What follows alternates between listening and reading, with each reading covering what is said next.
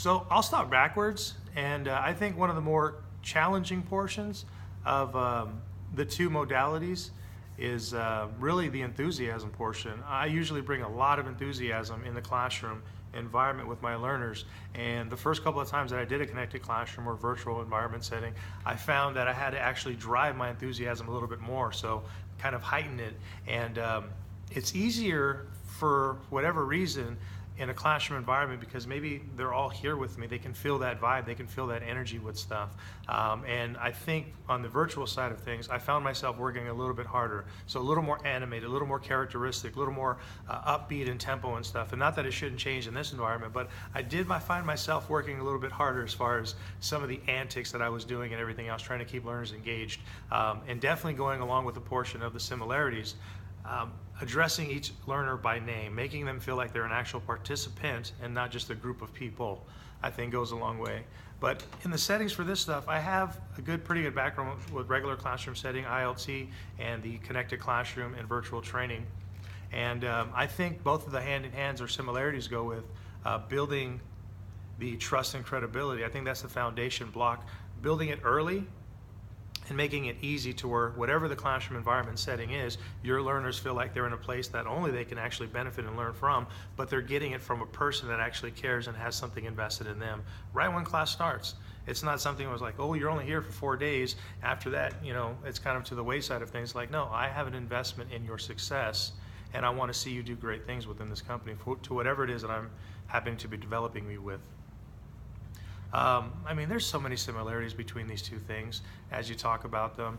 I definitely think the acumen and knowledge of whatever the context that you're teaching or developing has to be strong. And your learners can definitely sense that, whether it's virtual or if it's a regular classroom setting.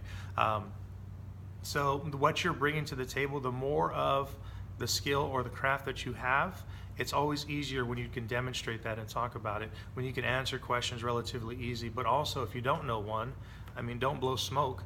Let them know, well, I don't actually know the answer to this question. Let me parking lot that. Let me get back to you.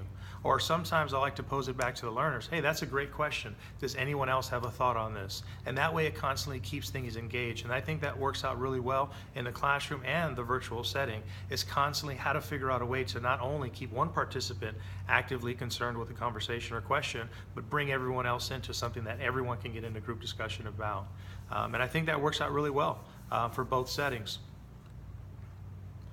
We talked about, I talk about a lot of, in my classes, the portion of communicating effectively. I do a lot of technical training or development, so for my participants that come in, communicating and effectively is definitely something that's going to be part of their job on a daily basis. So I want them to be able to communicate effectively here, and I want them to see that there's someone actually they can communicate with on both sides of the coin.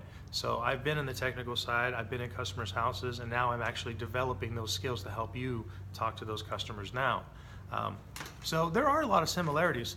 I think the differences that are there are quite a bit of differences between the two environments, but they can be overcome.